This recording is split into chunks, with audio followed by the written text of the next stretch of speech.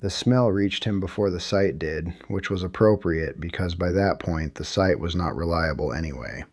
A sweetness that had no business being in a snow cave in the Norwegian Arctic. A sweetness that the body recognizes before the mind identifies it, that the nervous system has cataloged somewhere deep in its evolutionary history as the smell of something going wrong in the specific, irreversible way that flesh goes wrong when it has been without blood long enough. He pulled the boot off, and the boot did not come off easily, came off with resistance and with sensation that was not pain exactly, but was the body reporting a violation. And what was inside the boot was his foot, and what his foot had become was something he did not have immediate language for. Black. Not bruised black. Not the dark purple of ordinary frostbite in its early stages. Black the way a thing is black when the processes that keep tissue alive have stopped operating in it. When the blood has not moved through it long enough that the tissue has begun the sequence that ends in what medicine calls gangrene, and what his nose was already telling him had begun. This is the human limit. I am your host. If you want to understand what the human body can be forced to do to itself when the alternative is death, subscribe to this channel right now and hit the like button. Because what I am about to describe is not a story about rescue. It is a story about a man in a hole in the snow in the Arctic during a war, alone, with a pocket knife and 8 necrotic toes, and the specific quality of decision that emerges when the only tool available for saving your life is the willingness to destroy part of it. His name was Jan. He was a Norwegian soldier in the Second World War, part of a resistance operation that went wrong in the specific and catastrophic way that operations go wrong when someone who knows what you are doing tells the people you are hiding from. The Germans came. Most of his unit did not survive the first minutes. He ran. What follows is not a military story, though it begins as one. It becomes something else entirely, something that operates in a register that has less to do with war than with the specific confrontation between a human being and the physical limits of what a human being is. He crossed a fjord under fire. He lost one boot in the water, crossed the remaining distance with one bare foot in water cold enough to begin killing tissue within minutes. He found the other shore. He could not stop. The people pursuing him were competent and motivated, and close enough that stopping was the same as being found, and being found was the same as being shot. He kept moving. The snow blindness came on the second day of open travel across the Arctic plateau, which is what happens when a person who does not have the proper eyewear moves across a landscape of unbroken, reflective white under sun. The eye is not designed for the specific wavelength and intensity of ultraviolet light that bounces off fresh snow in the Arctic. The cornea absorbs that light, and the cornea responds to the damage the way any tissue responds to damage, with inflammation, with fluid, with the specific sensation that feels like someone has poured sand behind the eyelids and is pressing both thumbs into the sockets simultaneously. He described it later as the lights going out in stages. First the blurring, the world losing its edges. Then the overwhelming light sensitivity, the specific agony of trying to keep the eyes open against a brightness that felt like it was burning through to the back of the skull. Then a grayness, then nothing useful. He was functionally blind in one of the most featureless and lethal landscapes on the planet. In winter, being hunted. He found the rock overhang by feel, which is its own kind of miracle, though he would not have had the energy to call it that. A shallow concavity in a hillside where ice and stone had produced a space just large enough for a man to fit inside, protected from the wind on 3 sides, the snow his only insulation. He got into it. He did not have the resources to do anything else. The days in the snow cave do not have clean edges in his account, because the days in the snow cave do not have clean edges in reality. Hunger and cold and blindness and isolation produce a state that is not ordinary wakefulness and not ordinary sleep, but something that moves between them without the transitions that normally mark the difference. A state where the content of consciousness is not reliably traceable to external reality. He heard voices that were not there. He saw light in the absolute dark of his closed eyes that was not there. He conducted conversations with people who were not present. Complete conversations with logical flow and appropriate responses. Conversations he remembers in fragments that he cannot connect to anything that actually happened. The body was doing what the body does when it is running out of what it needs. the fat reserves metabolizing in the absence of caloric intake, the temperature of the extremities dropping as the core redirected blood to the organs it needed most, the circulation in his feet, already compromised by the cold water crossing and the hours of wet travel, reducing to a trickle, and then to something less than a trickle, and then to nothing functional at all.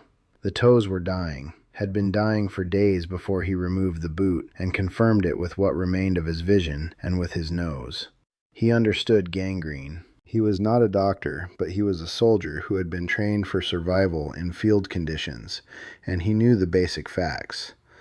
Gangrene is the death of tissue, and gangrene spreads.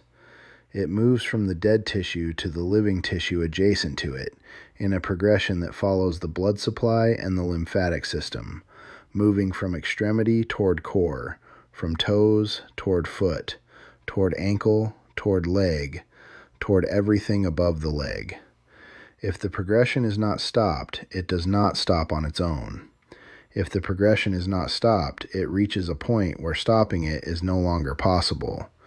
And what it reaches is the point where the infection enters the bloodstream and the organs begin to fail in sequence. He did not have antibiotics. He did not have surgical tools. He did not have anesthesia of any kind. He did not have a physician or a second person or anything that a clinical response to advanced gangrene requires. He had a small hunting knife with a blade that had been used enough times and in enough cold weather conditions that calling it sharp would be generous. If the agonizing thought of having to slice off your own body parts is already chilling your blood, leave a like and subscribe to The Human Limit so we can continue pushing the boundaries of human endurance.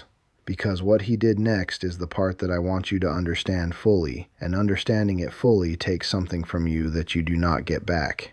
He counted the toes. 8 of the 10 were black to a degree that he judged unrecoverable. 2 retained some color, some suggestion of living tissue, some possibility of blood still moving in them. 8 would have to come off. The decision was not agonized in the way that you might expect. He has described it with a flatness that I think tells you something about what extreme conditions do to the cognitive processing of decisions, which is that they remove the deliberative layer entirely and leave only the operational one. The decision was simple, in the same way that arithmetic is simple. The infection would spread or it would not. The only variable he controlled was whether to give it less tissue to spread through or more. He gave himself less tissue to spread through. He started with the largest toe on the left foot. I am going to describe this with the precision that I think the experience deserves, and that I think respects both what he went through and what you came here to understand. The knife was dull. Dull knives do not cut cleanly through soft tissue the way sharp knives do. They compress and tear. The flesh of a gangrenous toe does not have the texture of living tissue, has a consistency that is partway between the two states, and the blade worked against this consistency rather than through it. He pressed and drew the blade, and pressed and drew it again. The nerves in the dead tissue were dead and did not send the signals that living tissue sends when it is cut. But the base of the gangrenous tissue was still attached to living tissue, and at the point where dead met living, the signals were present, and were the kind of signals that the nervous system reserves for violations of the deepest kind. He heard the tendon. That is the detail that he returns to with the most consistency when he describes this period. Not the blood, not the visual aspect, not the sensation of the knife on bone when the soft tissue was cleared away, all of which were present and were what they were. The tendon, the snap of it when the blade finally severed it, a sound conducted through the bones of his hands and into his wrists as he held the blade, a sound that the body makes when something that has been under tension is finally cut. He did not stop after the first one. He could not afford to stop after the first one. Stopping meant allowing the state he was in to reassemble itself around the fact of what he had just done. Meant allowing the part of his mind that had been suppressed by necessity to resurface and process the experience in real time. Meant risking that the processing would produce a response that would prevent him from doing what still needed to be done.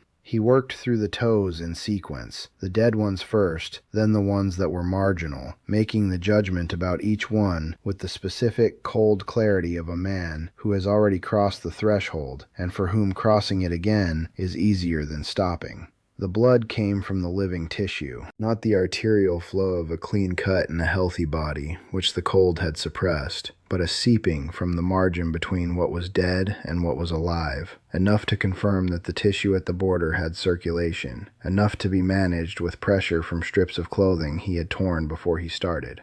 The fever came in the days that followed. Infection in a wound managed under the conditions he managed it under is not a question of if, but of when and degree. His immune system, compromised by weeks of cold and starvation and the trauma of the procedure itself, was not able to contain what the open wounds introduced, and the fever that resulted was the kind that moves in and out of the territory of delirium, that produces states of consciousness in which the boundary between external reality and internally generated experience is not reliably maintained. He was in the snow cave for weeks. The number of days is not precisely established in the historical record, which makes a specific kind of sense because the historical record depends on Jan's account, and Jan's account of this period is fragmentary, for reasons that should be clear to you by now.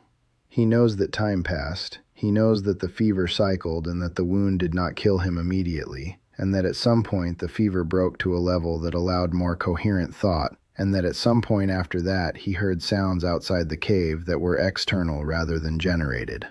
The Norwegians who found him were members of the local resistance network who had been searching for him for weeks based on fragmentary reports of a soldier seen moving through the area before the blindness and the snow cave stopped his movement. What they found in the cave was not precisely what they had been looking for, in the sense that what they were looking for was a soldier, and what they found was something that had been a soldier, and was now primarily an evidence of what staying alive costs when staying alive is very expensive. He was carried out. He could not walk, which you understand. He could not initially tolerate the light, which you also understand. He required medical treatment that took months and produced outcomes that included permanent disability and outcomes that included survival, and survival was the outcome that mattered for the purposes of everything else he would do and everything else he would be for the remaining decades of his life. He lived until 1988. He was 67 years old. He wrote about what happened to him, and he spoke about it, and he is one of the more documented cases of the specific category of survival that involves a person making a decision about their own body with a dull knife in a hole in the snow during a war. He has been asked many times about the amputation, about what it required, about where the capacity to do it came from. His answers vary in their specifics and converge in their substance. He says that what it required was not courage in the conventional sense, not bravery, not the dramatic internal resource that stories about war invoke when they need a person to do something extraordinary. He says it required the simple functional understanding that the alternative was worse.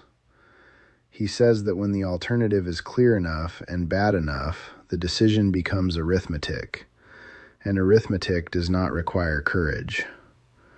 I think he is being modest. I think what it required was something that most of us will never be asked to produce, a specific quality of presence in an unbearable moment that allows the moment to be endured not because it is bearable, but because bearing it is the only direction available. I think that quality is rarer than arithmetic, and that calling it arithmetic is the thing that a person who has it says about it, because the alternative is to try to explain something for which there is no adequate language. He is buried in a churchyard in Norway. His grave is maintained. The snow cave is gone, the way snow caves go when the seasons change, leaving no physical evidence of the weeks that were spent inside it.